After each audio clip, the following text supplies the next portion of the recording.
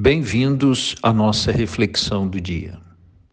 Hoje nós continuamos a travessia do povo de Deus pelo deserto em direção à Terra Prometida, ainda no livro dos Números, e a palavra de hoje faz referência ao episódio ocorrido em Meriba, que é o tema do Salmo 94, também salmo da liturgia que responde à primeira leitura de hoje. O Salmo 94 diz que em Meriba, no deserto, mais uma vez, o povo de Deus duvidou da fidelidade de Deus, do cuidado do Pai, a certeza de que o Senhor pudesse estar e caminhar ao lado deles, permitindo que eles morressem de sede. Desta vez reclamavam da falta de água, e Moisés e Arão foram à porta da tenda de reunião suplicar ao Senhor que tomasse alguma providência, uma vez que estavam sendo pressionados pelo povo.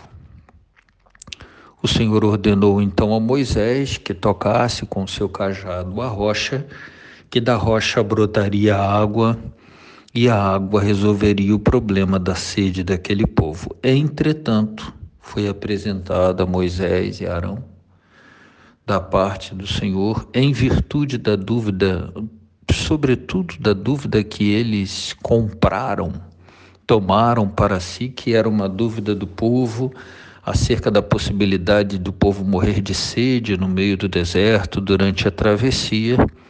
Lhes foi apresentado então o fato de que eles não ingressariam com o povo na terra prometida. O Salmo 94 ele faz referência, quando ele diz: não fecheis o coração, mas ouvi a voz do vosso Deus. Não fecheis o coração como em Meriba, como em Massa, no deserto, aquele dia em que vossos pais me provocaram, apesar de terem visto as minhas obras. Ou seja, diante de tantos sinais, mesmo assim, provocaram o Senhor, desafiaram o Senhor, quando apresentaram uma seguinte questão: foi para nos matar de sede no meio do deserto que o Senhor nos permitiu chegarmos até aqui?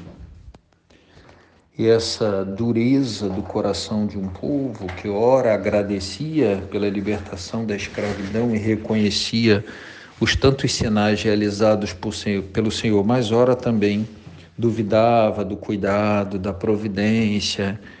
É isso um pouco o que está presente no texto de hoje, da primeira leitura, e que de alguma forma fotografa um pouco da condição humana, na dificuldade. Às vezes a gente se faz um pouco fraco na fé, duvida dessa certeza do cuidado, da presença do Senhor, do nosso Deus ao nosso lado.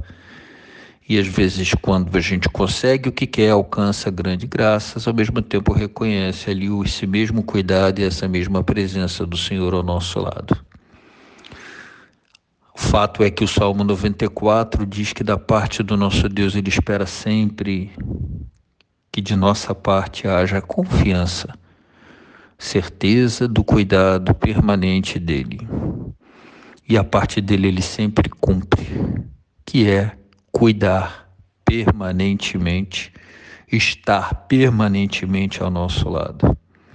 Nem sempre cuida como a gente acha que deva cuidar, como a gente quer, o desfecho nem sempre é exatamente o nosso, mas o cuidado dele está sempre ali.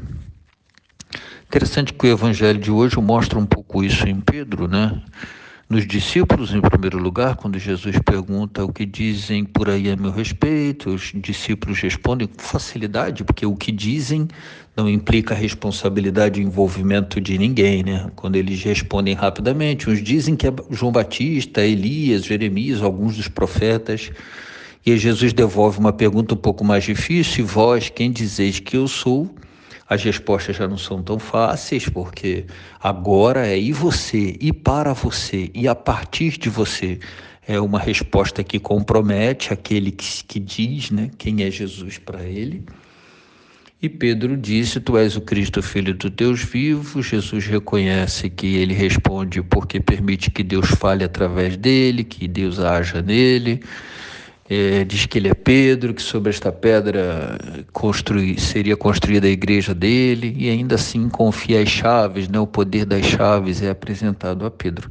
Mas Jesus continua esse discurso dizendo e explicando que ele vai sofrer, que ele vai passar por muitas situações e por muitas dificuldades. E aí, quando Jesus diz que vai morrer, que vai ser preso, que vai ser julgado, então Pedro tem um entendimento em desacordo com o entendimento devido daquela situação, quando ele diz que isso não seria permitido, que ele lutaria até o fim, que ele iria até o fim contra isso. E aí ele ouve de Jesus, num espaço de tempo tão pequeno, uma censura firme. Aquele que há pouco tempo Jesus tinha dito: bem-aventurado és tu, Simão, filho de Jonas, porque não foi a carne e o sangue que te revelaram isso. E Jesus diz para ele: afasta-te de mim, Satanás. Palavras duras, mas que de alguma forma, como lá na primeira leitura, fotografam um pouco essa coisa da gente ter esses dois momentos, ou da gente ter percepções distintas, ou percepções que estão um pouco de acordo com o nosso entendimento daquilo que seja a vontade e a ação de Deus, que a gente lida bem, como era com o povo no deserto, quando essa vontade e ação de Deus coincidia com o desejo deles, as coisas iam, enquanto compreensão, bem, mas em alguns momentos não iam tão bem, porque exatamente precisavam lidar com a dificuldade, mas não obstante a dificuldade, a manutenção da fé e a certeza da presença, do cuidado e da providência do nosso Deus. É um pouco em torno disso que a palavra de Deus hoje nos convida a refletir. Desejo a todos um dia abençoado e que a gente se mantenha firme na fé quando elas ou as coisas caminham mais ou menos na mesma direção da nossa vontade e compreensão, mas quando elas não caminham exatamente nesta vontade. A nossa compreensão deve ser sempre a de um cuidado constante e permanente do nosso Deus em nossa vida.